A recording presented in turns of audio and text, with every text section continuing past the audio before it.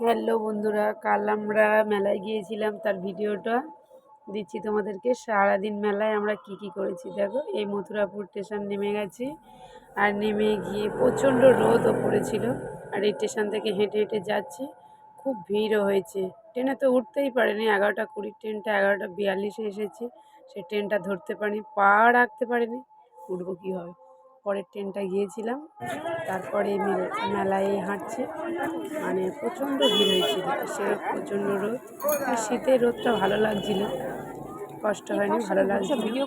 তা সারা মেলায় কী করলাম সেটা তোমাদেরকে দেখানোর জন্য এই ভিডিও।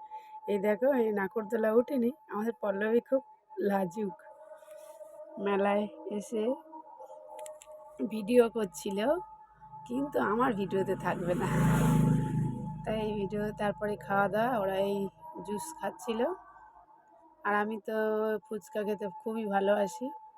আর হেলমেট দোকানে এসেছিলো, কেননা আমার একটা হেলমেট লাগবে মেয়ের জন্য, তাই দেখছিলাম, কিন্তু দাম যা বলছিল আমার ঠিক পোষাচ্ছিল না, তাই নিলাম না। 1040 টাকা এটা বলছিল, হয়তো ঠিকঠাক দাম, আমি ঠিক কিনিনি, জানি না, ও আনে তো আমি ঠিক জানি না। তারপরে আমাদের সাজের জিনিসগুলো কিছু কেনাকাটা করছিলাম, কেননা সোনামার যেগুলো পছন্দের নিচ্ছিল, নেল পালিশ নিয়েছে, কুমকুম নিয়েছে, আর এটা ননস্টিক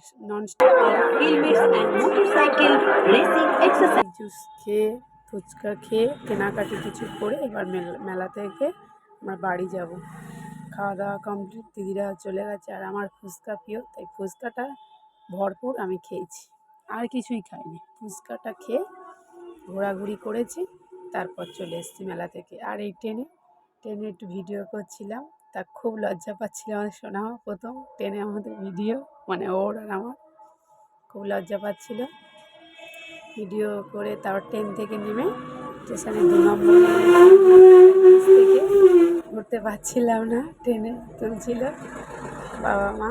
তারপর বাড়িতে এসে আচার এনেছিলাম, বসে বসে মানে শুয়ে শুয়ে 3 জনে আচার খাচ্ছিলাম, খেয়ে তারপর রান্না হলো। তারপর এই সারাদিনের মেলায় ঘোরা হয়েছে।